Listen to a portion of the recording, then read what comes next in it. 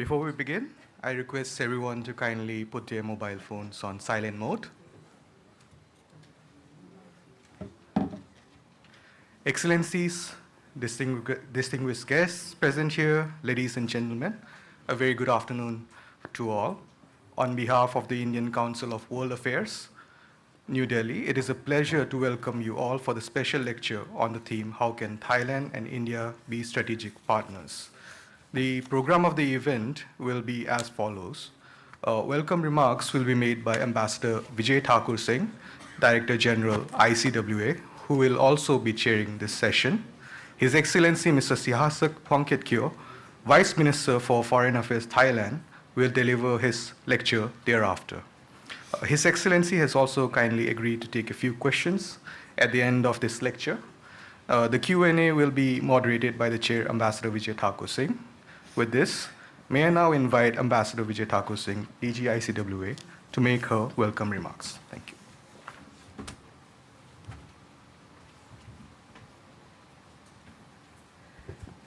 Good afternoon, namaskar. His Excellency Mr. Sihasak Phuangketkeow, Vice Minister for Foreign Affairs of Thailand. We have with us, of course, also Ms. Budase Santipikatas, the Deputy Permanent Secretary of Thailand, the Deputy Chief of Mission of Thailand here in Delhi, and the delegation of Thailand, heads of mission and members of the diplomatic corps, my senior colleagues who are present here today, amongst them Ambassador Suresh Goyal, and members of the academia, members of the media, and students. It is a privilege for the Indian Council of World Affairs to host the Vice Minister for Foreign Affairs of Thailand for a special lecture, How Can Thailand and India Be Strategic Partners? Vice Minister Sihasak served as Permanent Secretary in the Ministry of Foreign Affairs from 2011 to 2015. Thereafter, he was Thailand's ambassador to Japan and then later on as ambassador to France. Earlier, he was Thailand's permanent representative to the United Nations and international organizations in Geneva. His Excellency Vice Minister Sihasak was in India earlier this year in January, and I'm confident that when he was here, he would have observed the goodwill that exists in India towards Thailand. And this is because of our historical and civilizational links and the fact that our warm and strong relations have been steady and continue to remain strong even as we are in a changing world with multiple transitions underway. As we know, globally, the economic growth centers have shifted from the west to the east. There are new power centers in the world today. A multipolar world is emerging with new alignments. In this environment, how can India and Thailand work together for a stronger bilateral partnership? Firstly, it would be well to remember that India and Thailand are maritime borders. Hence, they do have an interest and stake in the peace and stability in the region, and they also understand the importance of secure and safe sea lanes of communication. The ongoing US-China contestation and the tensions in South China Sea have implications for all countries located in the shared geographical space of Indo-Pacific. Initiatives like the Indo-Pacific Oceans Initiative of India and ASEAN's outlook on Indo-Pacific provide a range of options for cooperation in the maritime domain as well as in other areas in the region and beyond. Secondly, the foreign policy approaches of the two countries, India's Act East policy and Thailand's Look West policy, provide the necessary convergence in our bilateral external priorities. India accords importance to Thailand as a pillar in its Act East policy and considers it as a strong friend within the ASEAN community. Thirdly, India and Thailand also work together in other regional fora, whether it is BIMSTEC, whether it is the Mekong-Ganga Cooperation, IORA, ACMEX, and also the IMTGT, which is Indonesia, Malaysia, Thailand Growth Corridor. So this is a number of platforms in which we engage with each other. Thailand currently holds the chairmanship of BIMSTEC and is organizing the next BIMSTEC summit this year. Later, last year, we were the chair of G20 and we had organized two summits, Voice of the Global South summits, first one in January 2023 and the second one in November 2024. Thailand participated in both these summits, demonstrating that we are working together as partners in the Global South. Multilateral institutions today are non-representative and ineffective. Reformed multilateralism is important even as we are cooperating on regional platforms. I hope we can work together on the agenda of reformed multilateralism as well. Finally, let me say that it was a matter of honor that Prime Minister Srettha Thavisin attended the Republic Day reception organized by the Embassy of India in Bangkok on 26 January 2024. This was, of course, a special gesture, and it resonates a political commitment to our long-standing and special relationship.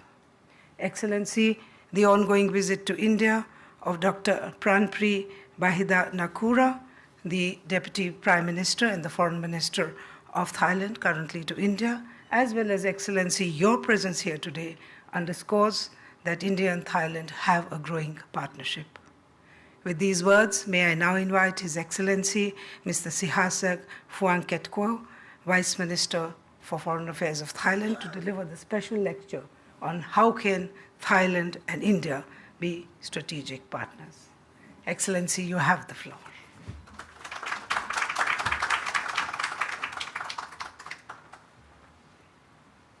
Well, thank you, Ambassador Singh. It's a great pleasure for me to be here and to speak before this very distinguished audience. I understand that we have diplomats, we have intellectuals, we have students, and members of the general public. When I drove into the driveway, I saw two very big photographs of myself, and I told myself, Sihasak, this is your big day. So I hope that my remarks, justify the kind invitation extended to me. In your introductory remarks, I think you were right to say that our partnership, has to be viewed in the context of the tremendous, profound changes taking place in the world. And it's not just the dynamics between our two countries. I think it's the broader dynamics in the international system that is propelling our partnership forward. But in coming here, I'm reminded of the first time I visited India and New Delhi. I came with, I was private secretary to our former late Prime Minister Chachai, General Chachai Chunawan. He was, in fact, the first Thai Prime Minister to visit India,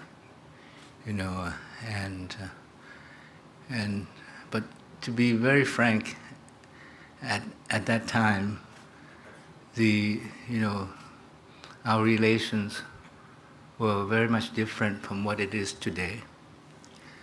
The world was very much different from the world that we're living in now. And the fact of the matter was that there was some distance in our relationship because of the Cold War.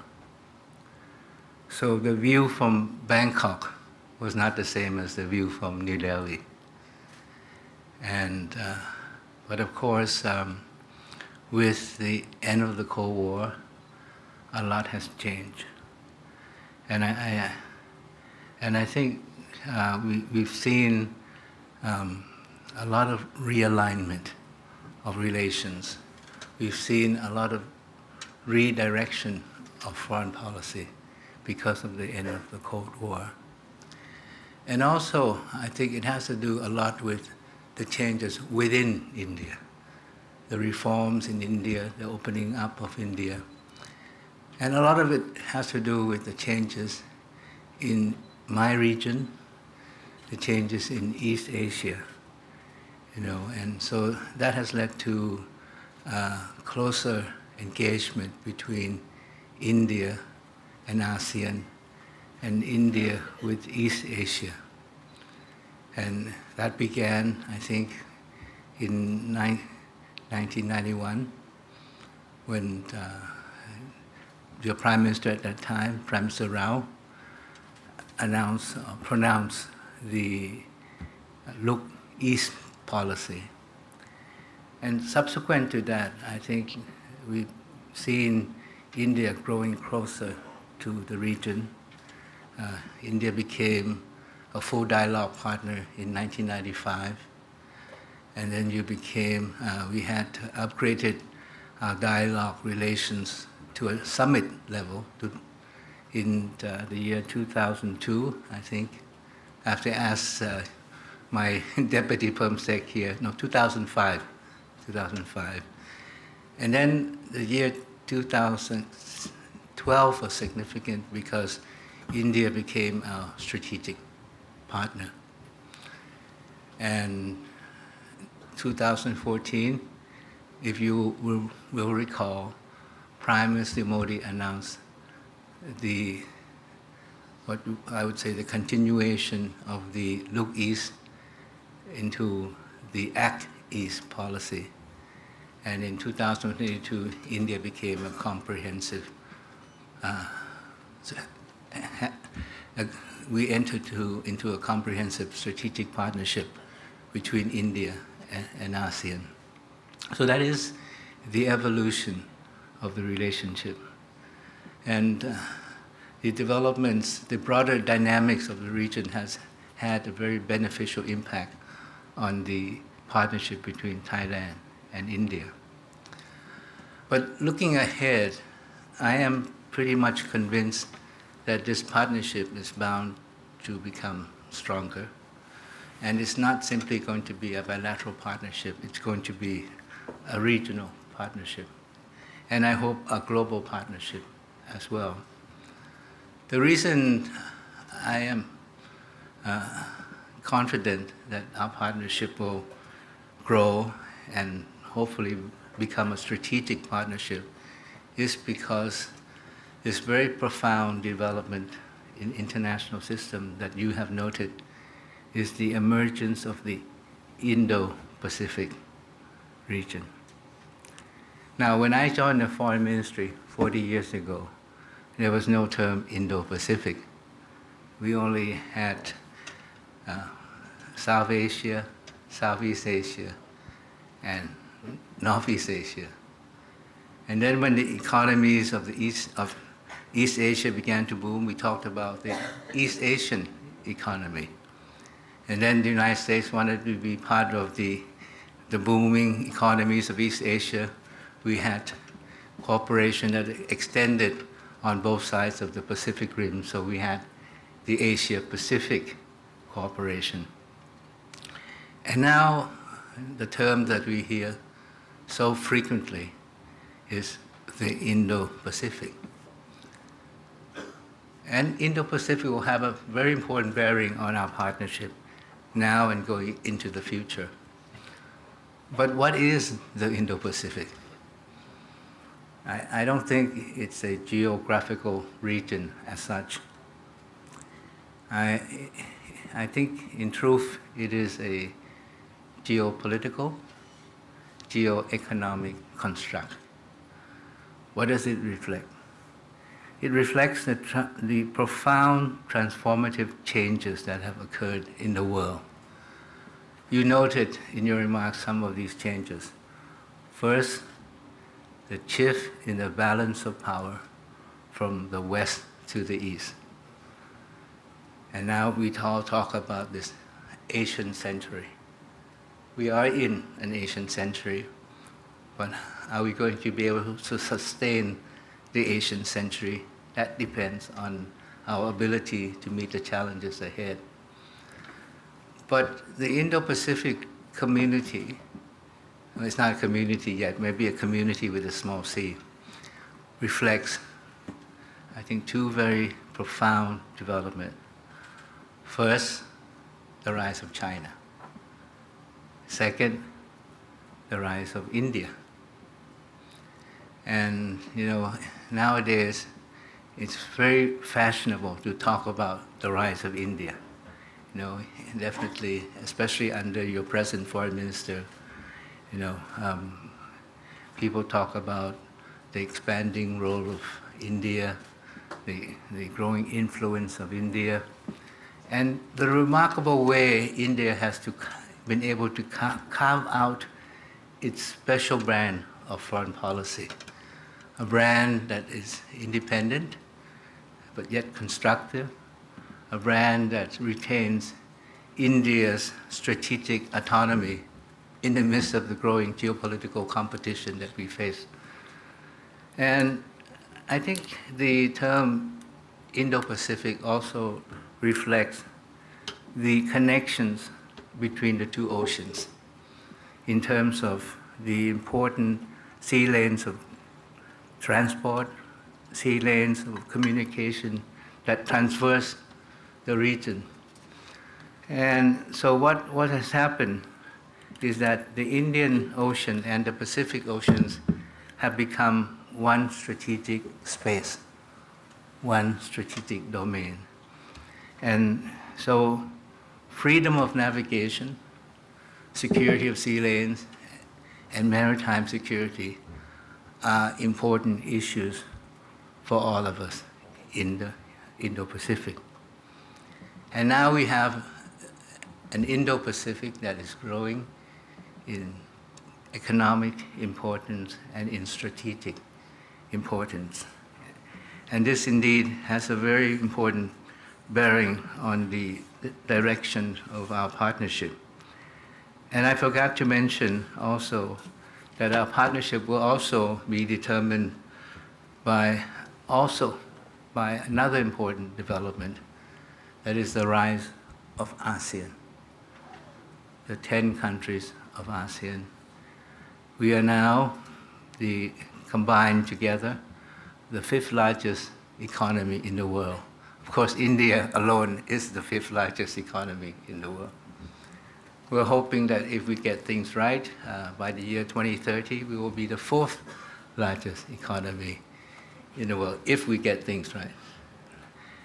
And we also pride ourselves in, I was in Brussels, in Germany, a few days ago, and I told my German colleagues that, we consider ourselves the second most successful regional organization after the EU. But we will never be the EU. I'm not sure we aspire to be the EU either, because we are not a supranational organization.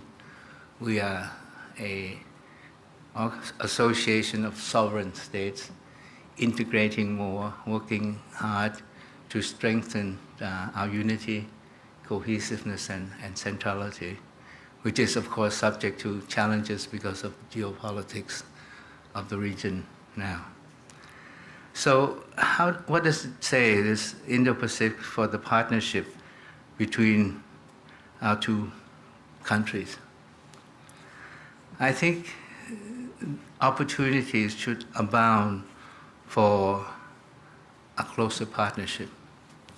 But that also depends on our ability to together meet the challenges that we face in the region. Obviously, the partnership should focus on economic cooperation. And that is because I think the Indo-Pacific will continue to be the center of growth of the global economy. And right now, the Indo-Pacific comprises 60% of the world's population. It contributes to 2/3 of global growth.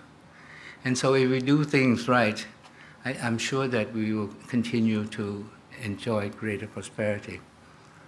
But the reason that I'm confident is because in the Indo-Pacific, we are a very diverse group. we're not homogeneous. We have democracies, we have quasi-democracies, we have authoritarian regime. But all of us have one thing in common, which is to improve the livelihood of our people, to better the lives of our people, to continue with our pro-growth, pro-business, and market-oriented policies. And also, not to do it alone, but also to integrate our economies so that we can increase the pie even bigger. And so in the region, ASEAN itself, we have the ASEAN Economic Community. We're promoting free trade in the region through the RCEP, which is the Regional Comprehensive Economic Partnership, which is right now the biggest trading arrangement in the world. Of course, we had wanted India to join, but India made your decision. But still, the door is open for India to join when it is ready. And then, of course, we have the CPTPP. And it's a long name. It originally was the TPP, as many of you probably know. It was pioneered by the United States. Then President Trump said no, he doesn't want TPP. So Japan came to the rescue, and it became the Comprehensive Progressive Trans-Pacific Partnership. And of course, the door is open for the US to return. But surprisingly, China has already applied to be a member of the CPTPP. And the region is unique also in the sense that it doesn't have an overarching security architecture. We don't have. You know, in Europe they have NATO, they have the Helsinki Accord, but in our region it's a patchwork of architecture. Of course, you have the ASEAN-led architecture, which is the ARF, the ASEAN Regional Forum, the biggest multilateral security dialogue. Then we have institutions like the EAS, the East Asia Summit, which India is very much a part of. And then, of course, we have the BRI, which is, China's version of economic and security architecture, promoting development of infrastructure. And then there is the free and open Indo-Pacific strategy and other versions of the free Indo-Pacific. And of course, India, you have your version in the Indian Pacific Ocean Initiative, which we very much welcome. And then we have Quad, we have AUKUS, and now we have IPEF. So it's a patchwork of regional structures that comprise the regional architecture. We hope that, that somehow all this patchwork will be going in the same direction and make for a good piece of cloth that we all can be proud of, and meaning that this architecture should help to underpin peace, stability, and prosperity of the region. It doesn't mean that it has to be the architecture created by ASEAN.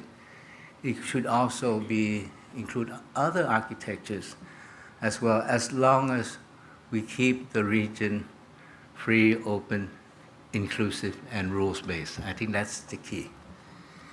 And so, what are the opportunities? Of course, I talked about the economic partnership. I think going into the future, we have to work harder on connectivity. Connectivity, I see my friend Tino here, who writes a lot about connectivity. Connectivity will lead to more trade, more investment, enhance our economic partnership. Now, Thailand hopes to provide that bridge of connectivity for India to engage more in a more enhanced way with ASEAN and beyond.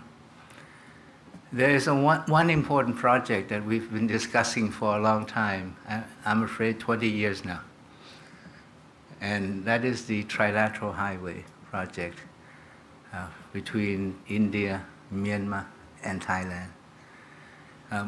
Tomorrow we will have a meeting of the Joint Commission between our two countries.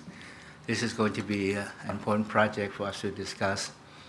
We want to expedite the project. I think Thailand and India are ready, but I think we have to wait a little while before things settle down in Myanmar, which I'll talk a little bit later. And I think another very important connectivity is the connectivity, sea connectivity. And we realize now that the Indian Ocean, the Bay of Bengal, the Andaman Sea is connecting us also together. And that's why BIMSTEC is important. BIMSTEC connects South and Southeast Asia. And it's unavoidable that the two countries which have to drive BIMSTEC is Thailand and India. That's the reality. And you know, we are supposed to organize a BIMSTEC summit this year. It should have been held last year, but we've postponed it to this year. We have not set a date yet because we really want to think hard about what should be the deliverables at the BIMSTEC summit. When we have the leaders together, I think we must make sure that they accomplish something. And I think there's much more that BIMSTEC can accomplish, especially in terms of connectivity. And also, we talked a lot about the free trade agreement among the BIMSTEC countries. Another important area where I think we should work closely together is the development of the Mekong sub-region. The Mekong sub-region, I think, is important to ASEAN because it's the Mekong countries, with the exception of Thailand, are at a lower level of development. So it's important for us to close the development gap. But for India, it's also Mekong sub-region cooperation through the Mekong Ganga initiative, which is led by India, will also connect India to mainland Southeast Asia. And I think that should be an important economic boost for India as well. So, you know, so in all these dimensions, I see the economic partnership between our two countries striving, going forward, and becoming more strategic.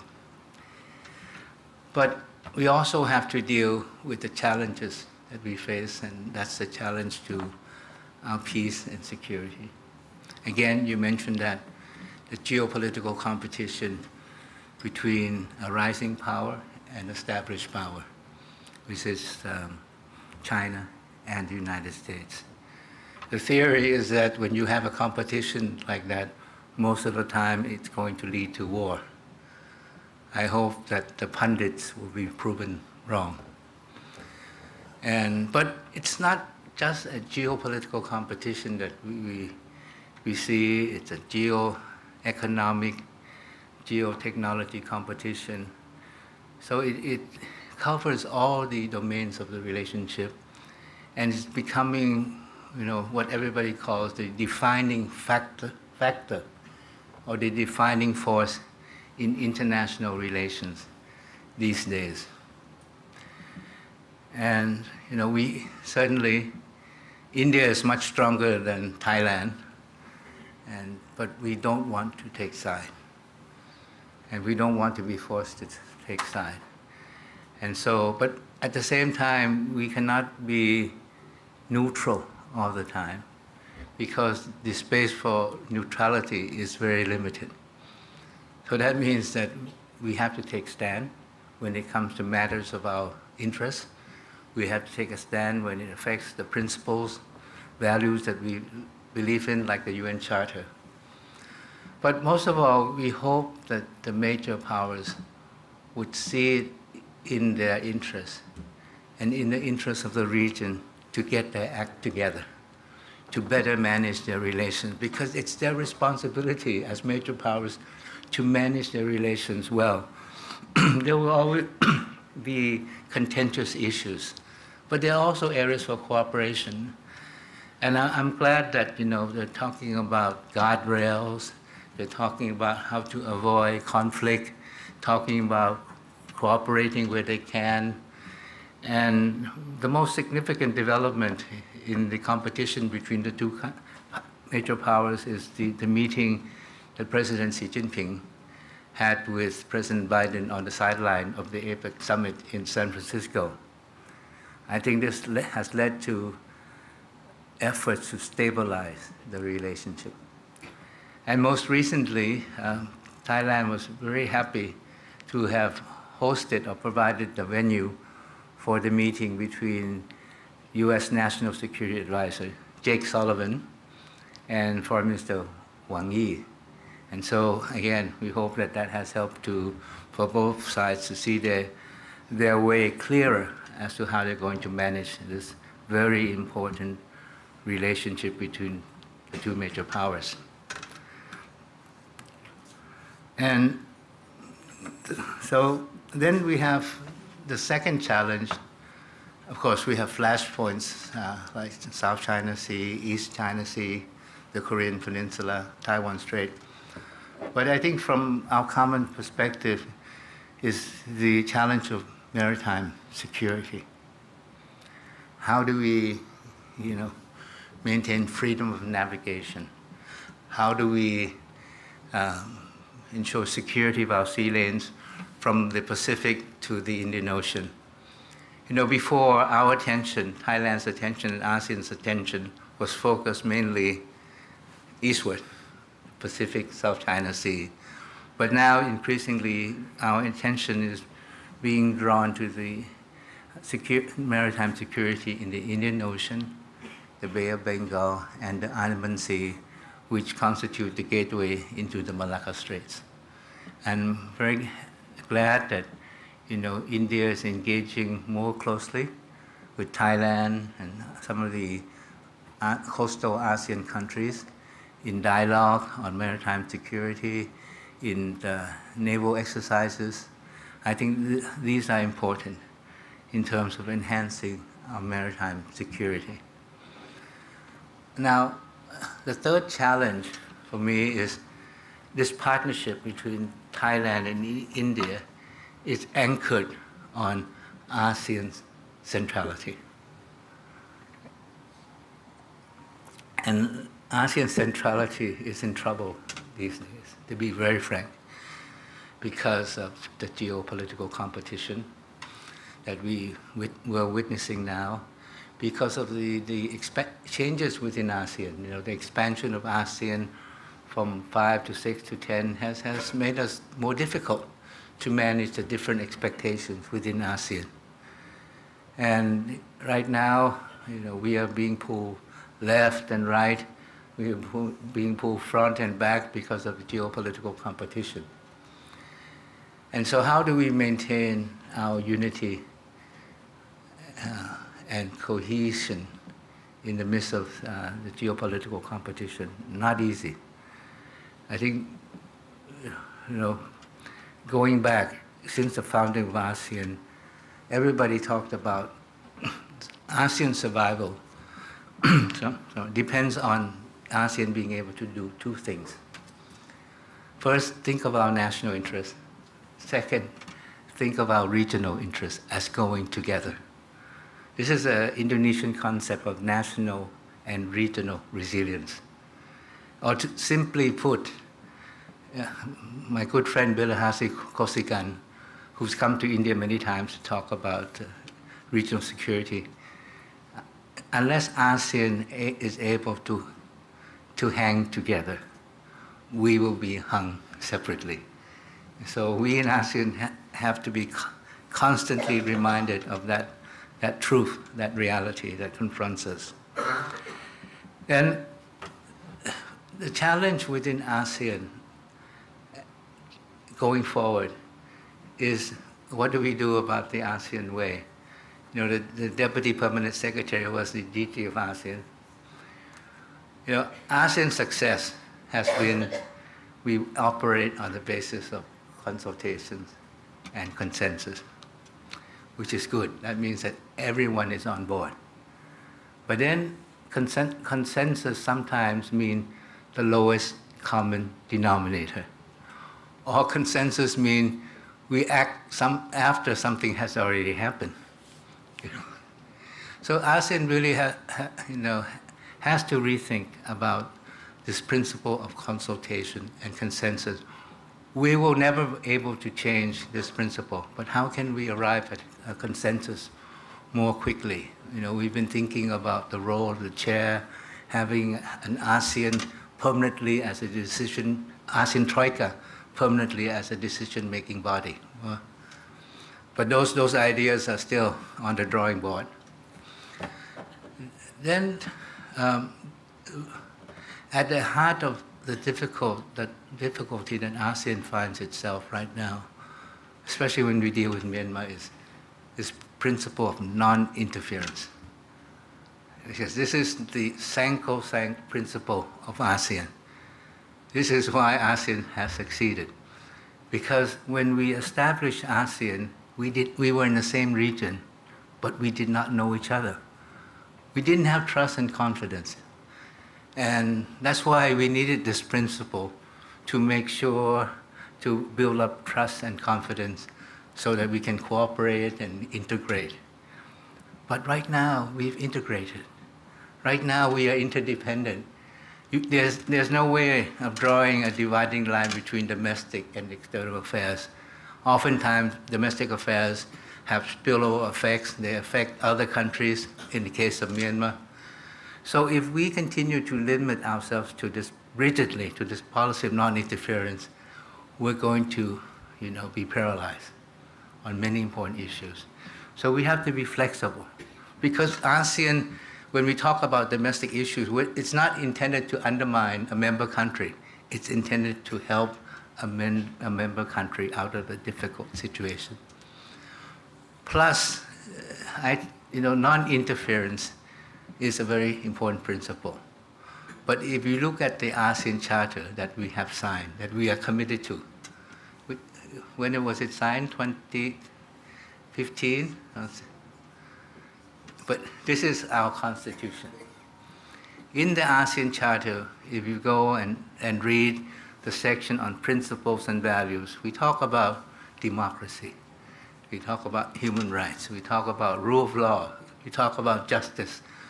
What I'm trying to point out is that the principles of non-interference must be applied against the other principles that exist in the ASEAN Charter. Right? And most important of all, you cannot use the principle of non-interference as a blank check to do whatever you want against your people. There has to be accountability and responsibility. So for ASEAN to maintain our centrality, to be the anchor of this partnership, engagement of India with the region, we have to really relook at the ASEAN way. But the most immediate challenge that we face right now, and which brought me to India a few weeks ago, in January, is Myanmar. The crisis in Myanmar has been continuing. It has been prolonged for over 3 years now. No end in sight. The armed hostilities, in fact, are increasing.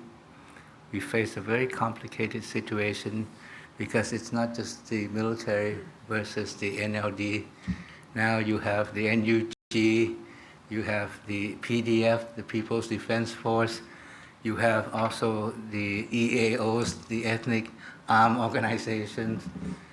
And so it's a very difficult situation. And ASEAN, we have been endeavoring to help resolve the situation with what we call our blueprint, which is the 5-point consensus. But basically, it's remained a blueprint on paper. You know, we've had 3 changes of chairmanship. There has been no progress. And you know, the 3 elements of the 5-point consensus are basically reduction in violence, cessation of hostilities, humanitarian assistance, and dialogue. None of that has been implemented. Now, Thailand, of course, we are the country next door, like India. What do? Because if anything that happens in Myanmar, Thailand is to be immediately affected, like India.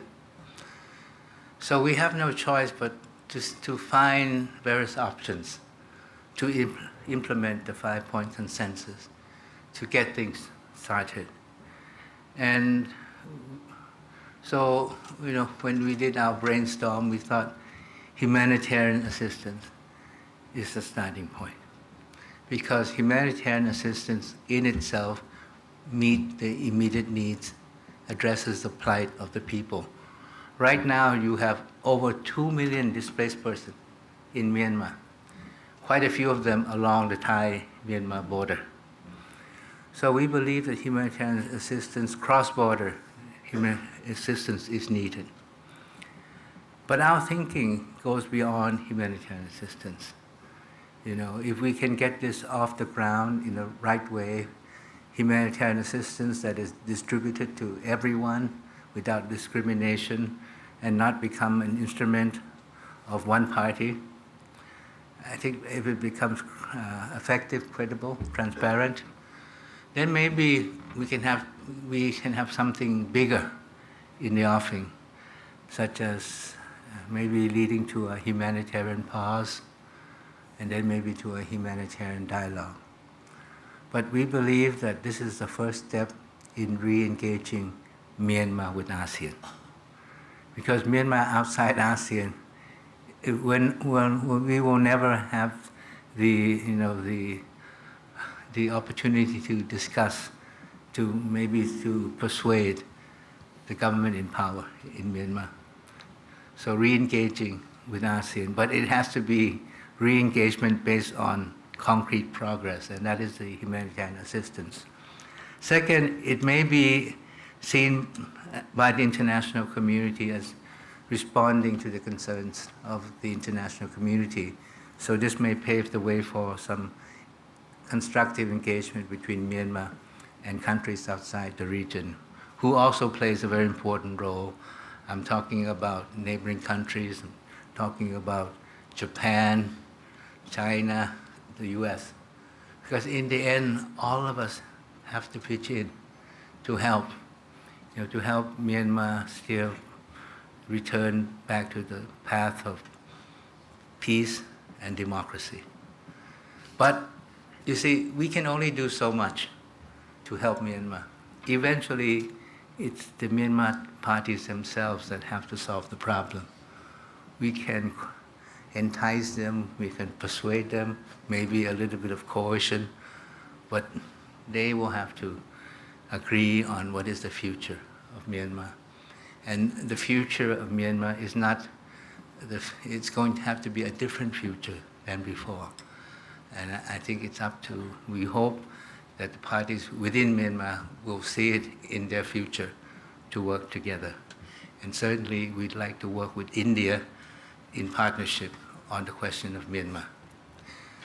Now, I have a problem with the strategic partnership between Thailand and India, to be very frank. It's taken too long. We talked about the strategic partnership when I was permanent secretary. I came here with Prime Minister Yingluck. She was the guest of honor at your Independence Day. But that was, so about 12 years now, we haven't made progress in our strategic partnership. And in the meantime, you had strategic partnership with Malaysia, Singapore, Indonesia, and comprehensive strategic partnership with Vietnam. We have nothing against. That's good. You know, we need more stronger engagement of India in the region.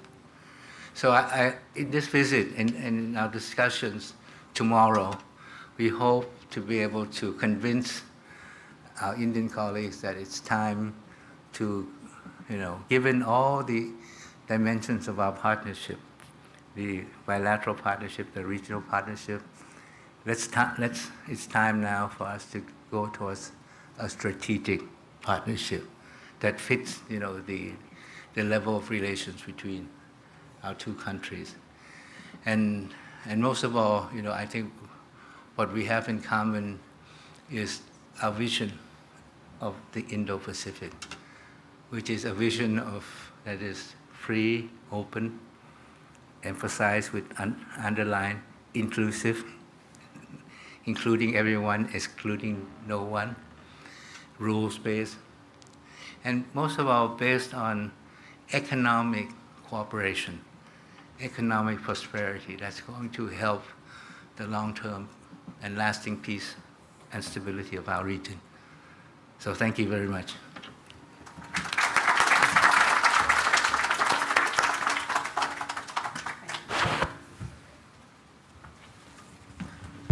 Thank you, Excellency, for your insightful remarks. Now I request Ambassador Vijay Thakur Singh, DGICW, to moderate the Q&A session. Thank you so much, Vice Minister Sihasak, for your very comprehensive and insightful lecture, which covered geopolitical, geoeconomic, geotechnical competitions across the globe, and in particular also in our region, in Indo-Pacific. You have, of course, mentioned the main question is how does a regional architecture with ASEAN centrality be maintained when ASEAN itself is, from what I hear from you, is looking at its own self and seeing where it needs to look at its way of conduct business and how to move forward as ASEAN. And also you mentioned that India-Thailand strategic partnership is something which has been in works for a while, and you highlighted 3 areas: the economic partnership, connectivity, and maritime security. And in that you covered other engagements. So with these, I dare say these are not a summary, or I cannot dare summarize everything, but just the broad trends. And now I open the floor for questions. I'll take 3 at a time. Identify yourself and get to the questions immediately. I see a hand here, and I see a hand there, and I see a hand there.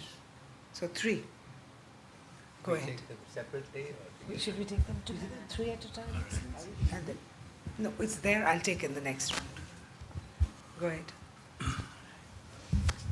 Thank you, Excellency. I have 2 very straight questions, primarily from India's point of view. My name is Professor Phuangketkeow. I teach international security in OP Jindal Global University. My first question is, few of the projects that were undertaken under BRI in Thailand have been reduced, which means truncated. Can you highlight the reasons thereof? First. Second, within India, there is a lot of talk every now and then with regard to Crow of Isthmus Canal. Is this thing still alive, or you have put it under the burner? Thank you. Thank you very much. Okay. I take a question right at the back there, and then one in the front, and then I'll go into the second round.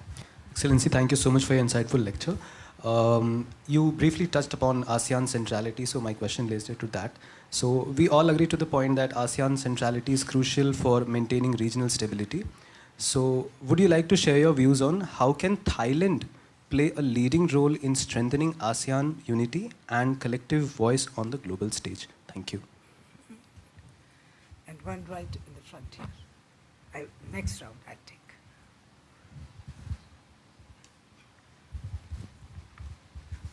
Thank you, His Excellency, for the very thoughtful and excellent presentation. You rightly said that the profound and very transformative changes are taking place in the world and international system. My question here is, what kind of global role Thailand envision for itself in this situation? And how do you see India's fitting role in Thailand's strategic calculus in different regions, including in Indo-Pacific? Thank you, sir. Thank you. Well, on the BRI, I mean, really, I think there's been a lot of criticism about the BRI, but you must look at it on the positive side as well, because it does meet the immense need for human infrastructure development in the region. But of course, everything comes with both the benefits and certain downside. And if you're the country that is the recipient, it's up to you to make the best decision, right? And so I don't think the Chinese can impose all what they want with that particular country, on that particular country. So in the case of Thailand, it's like that. What is good for Thailand? That's the basis of our decision. And so maybe we have to curtail, scale down the project a bit. But of course, that's something that a decision we have to make. But I mean, there are so many other projects which I'm sure has been very beneficial to enhancing connectivity, economic development of each country. And so we're looking at it project by project, you know, and we're choosing what is good for Thailand. And so that's our approach to BRI. On the Kra Canal, yes, it's been discussed so many years, going back hundreds of years, I think. The digging of canal is people are fascinated, captivated by the canal concept, how it could be a game changer. But the reality is that, again, coming back to connectivity, you know, the security of the sea lanes, the safety of the sea lanes, so important. And you know, and right now, we have one choke point, you know, a very major choke point, which is the Malacca Straits, and congested, of course, and there are certain risks involved. So we thought maybe, you know, we should look at this project, but it's not going to be a canal. It's going to be with the new technology available nowadays. It's going to be what we call a land bridge.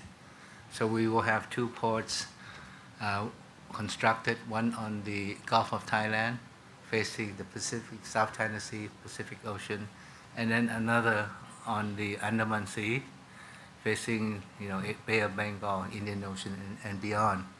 And we tried thinking of connecting these two ports, deep sea ports, by rail, by road, and pipeline. That's the idea. And the Prime Minister has been, in his visits abroad, he's been promoting this project. You know, it's a big project. It's not going to be handled by one country or one company. And so first of all, we are explaining what the project is about, what we hope to achieve with this project, how it's going to benefit, you know, in terms of commerce, in terms of transport, and also enhancing maritime security as well. And so we're hoping that countries would be interested, private sector would be interested, but it's a huge project. And you know, we're trying to come up with more details as we go along. Now, there's a question on ASEAN, how can Thailand help?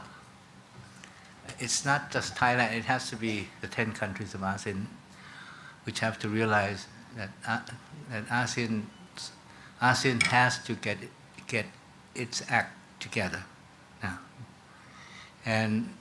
But we also recognize that reality is that, you know, it takes, some countries will have to take the lead in ASEAN. The countries that have taken the lead are countries like Indonesia, being Singapore, Malaysia, and Thailand, and now Vietnam. But the problem with Thailand, and to be very frank, is that we have been in this category of MIA. MIA, missing in action, for the past few years. People have said now foreign policy has, maybe domestically focused. So Thailand has to step up to the plate and contribute, not our leadership, but help with other countries of ASEAN to find a way of navigating the challenges of geopolitical competition, how ASEAN can maintain its centrality. Again, coming back to the core principles of ASEAN that we have to adjust to the realities of our integration, the reality of the present day. And so I hope that Thailand can contribute in terms of our thinking to helping to reinforce and reinvigorate ASEAN centrality. Now we're talking about transformative change. I think one thing that we've seen is the shift in the balance of power from west to the east. But the other important, profound development is the diffusion in the balance of power. We have, as you rightly noted, we live in a multipolar world, but we have two powerful poles. But we have other poles that should play a part in shaping the new international, the world order that is taking shape. And among that pole, because India will be there, and countries like, we have the BRICS and all that, but what is important is the global South. The global South that, when you chaired the G20, you talked about being the voice of the global South. So we must also make the international system, the institutions, more democratic, more representative. And we hope to work with major partners. We hope to work with the global South in shaping the new order that is bound to come, that is bound to reflect the changes that we've seen in the international system. Thank you. I'll take the next questions. I give the floor here. You had asked earlier. I give the floor to Sridhar. You take it. I think I have to take some this side. I'll give it here. Okay. You'll start.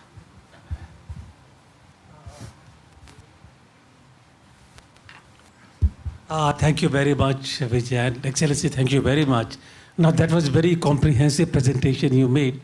My name is Suresh Goyal, former Foreign Service Officer, served 10 years in the region where you are located, including one ambassadorial posting in Laos, your next door neighbor. My question is relating to your very central role in the region, and you talked a lot about it, connectivity.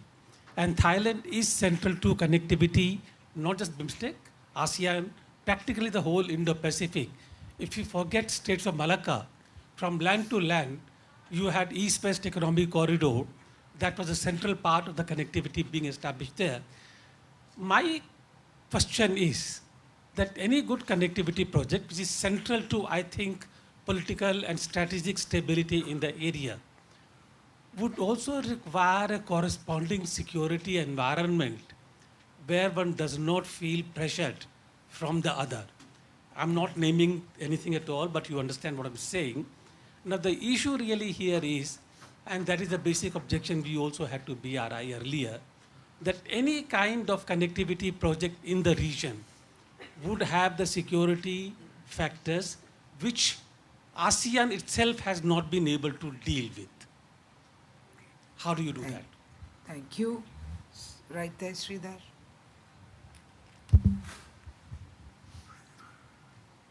Good evening, sir. Sridhar here from the Asian Age and Deccan Chronicle. Right here, sir. We in India have been given to believe or assume that in the past few years, we have actually stepped up our engagement with Thailand through BIMSTEC and through the ASEAN. We have been engaging the ASEAN, inviting all the 10 leaders to our Republic Day celebrations and holding talks with them. So therefore, we are a bit surprised to hear that you seem to be quite disappointed with the pace of bilateral ties, and you seem to feel that not much has been done to strengthen our strategic partnership. What are the reasons for this? What are the factors? Is it a bit of a give and take missing between the two countries? That's my question. Thank you so much. Thank you. And one right here. I'll take you next.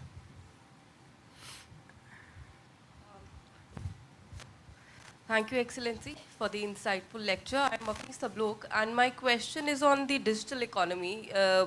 That India and Thailand both are playing an increasingly important role in the digital economy.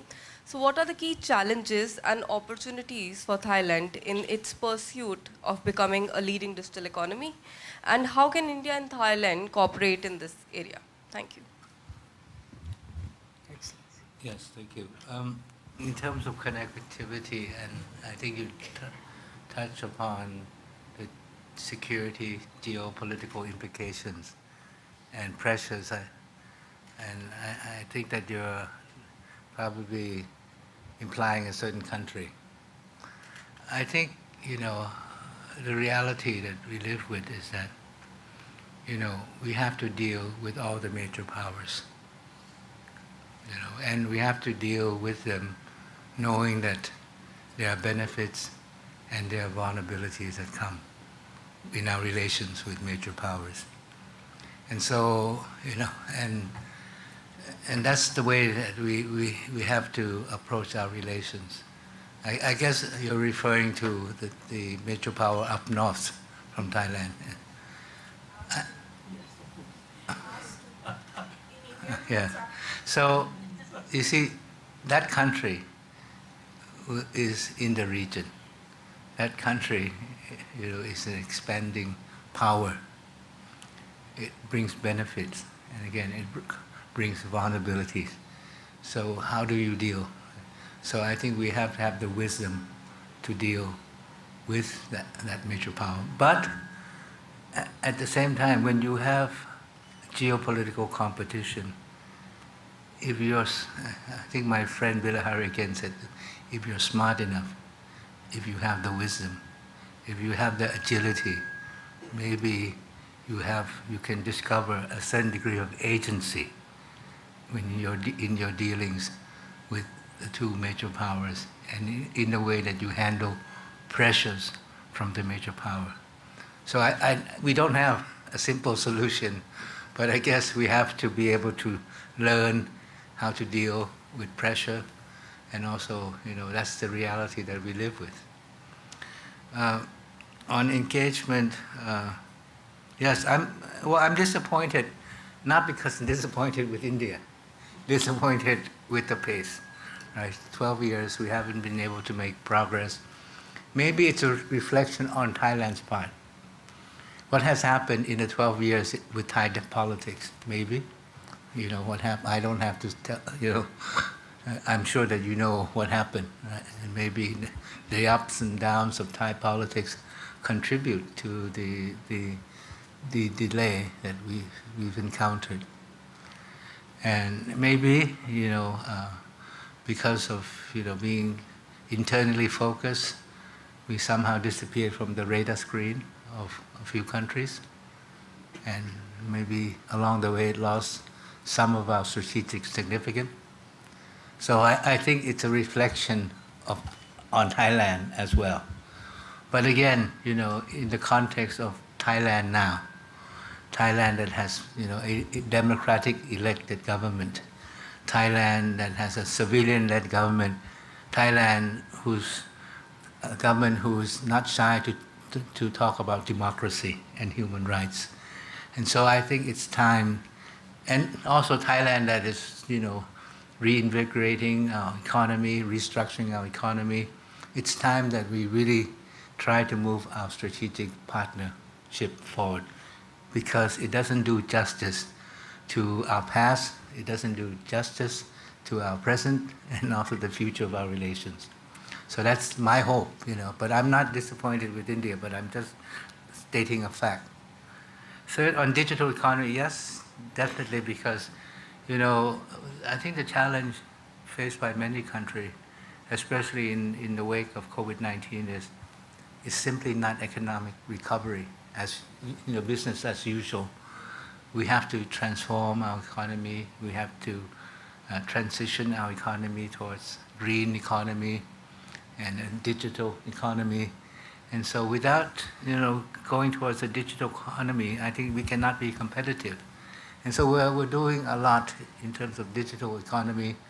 In Thailand, we digitalize our banking system, and we're working hard to be a digital data center. And so we have many projects that are ongoing. When our Prime Minister went to New York, he met with Microsoft, he met with Amazon, Google, to try to invite them to come to set up a data center in Thailand, which is important if you're going to promote digital economy. And definitely India, I think, I forgot the name of the company, but there is a big company in India that's going to invest in Thailand in digital data center in this place that we call the EEC, which is our flagship economic development zone on the eastern shore of Thailand. So definitely digital economy, digitalization, digital technology is something that we invite, we'd like to promote. Thank you, Excellency. I'll take one last round of questions. I have one hand there, one hand at the back, and one hand at the back here. Is that okay? All right. Okay. So, next. You can start there. Come, you start from here. Next, you take. Thank you, Excellency, for your insightful session. My name is Raj Lakshmi. I am from Delhi University student. And my question is that, what's your view on China rising influence in Southeast Asian countries? What's your view? Please share. Thank you. Thank you. A question there.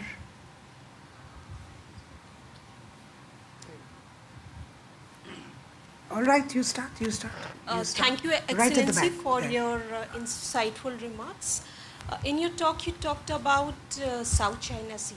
I was just wondering, with Thailand's geographical location and economic ties with the claimants of South China Sea, what future strategies can Thailand pursue to contribute to a stable and peaceful long-term solution in the South China Sea? Is negotiating a code of conduct with China the way forward? Okay, and the last question. Good afternoon, Minister. Thank you for your insightful presentation. My question is about Indo-Pacific. You spoke about various initiatives being launched in the last few years, be it IPEF, Quad, and AUKUS. And a number of countries we have seen have expressed reservations about formation of various blocs. Does Thailand also hold this view that, in fact, formation of various blocs would be detrimental for overall peace in the region? And second question is about Myanmar. You said Myanmar's situation is really very complex and precarious. And then you suggested that ASEAN has to do more. So what kind of role actually you feel ASEAN should play in bringing the situation in Myanmar under control? Thank you. Excellent. Well, again, on China's influence in Southeast Asia, I noted that already, because China is virtually our next neighbor. China is growing in terms of economic might, in terms of political might, in terms of its influence. So we cannot avoid that. And I think I was told by my Vietnamese colleague, and he told me that anyone who aspires to be the leader of Vietnam has to be able to do two things. First, live with China and stand up to China. Right? So I mean, that's the reality. I think when you're confronted with a major power, you have to live with a major power and stand up to that major power. But of course, the view from Southeast Asia is not the same. The view from Vientiane, Laos, is not the same as the view from Manila, Philippines. So that's the problem. But so ASEAN has to manage this different security perception in a way that we have to recognize that it's in our best interest to stick together, to be able to, that's if we stick together, if we have our unity, cohesion, and demonstrate our centrality, that's the best way to manage our relations with the major power. Now, on South China Sea, very complicated situation, a major flashpoint in the region. But you see, not all of ASEAN, not every country is a party to the conflict. You have quite a few of the ASEAN countries, China, but the problem, with claims, conflicting claims in the South China Sea. But I guess the main problem is that China, with its 9-9, claiming the whole South China Sea based on historical facts. But you see, I think for us is that let's sanity prevail, let reason prevail, and let's not, have unprovoked incident. We have to keep things as calm as possible and make sure that, we resort to diplomacy. Because it can be very complicated, especially it could be overlaid by the geopolitical conflict, which will make it even more difficult.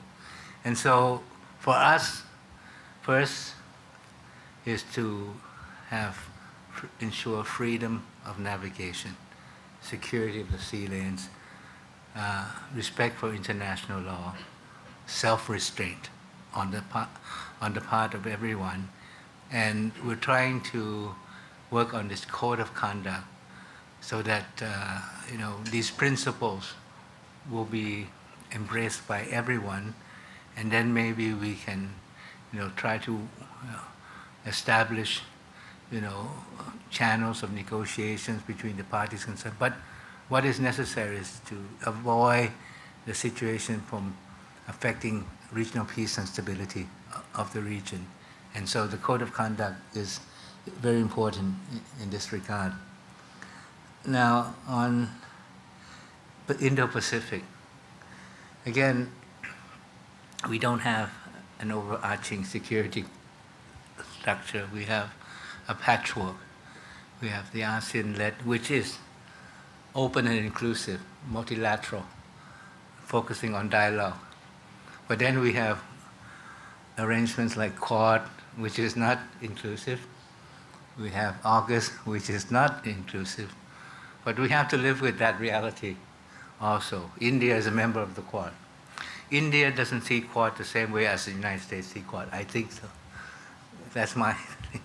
But anyway, you see, maybe we shouldn't, these arrangements, Quad or AUKUS, can also serve some useful purpose if they maintain the regional equilibrium, if they provide the deterrent, capability, provide deterrence, because we have this geopolitical competition going, but if it works out in a way that it leads to creation of blocks, military bloc directed at a particular country, then we have a dangerous situation, and we don't want to see that kind of architecture, because the architecture that we believe in is inclusive, that leads to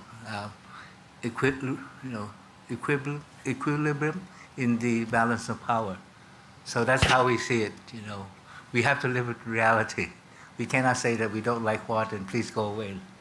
So we express our hope that Quad will not become a military bloc, or not become directed at any particular country seeking to contain or seeking to isolate. It could be, helping to deter, but I think over the long term, we should work towards a common vision of Indo-Pacific that all of us share. Thank you. Thank you, Excellency. But just to add a bit on Quad, because Quad is really a partnership between 4 partners, equal partners. And we've joined together to look at issues on which we can work together. And there's been a variety of issues on which we work together, from during the COVID time on the vaccine diplomacy, and you've worked together in various other domains. You've got the Maritime Domain Awareness Initiative coming out from the Quad, which is helpful to the whole region.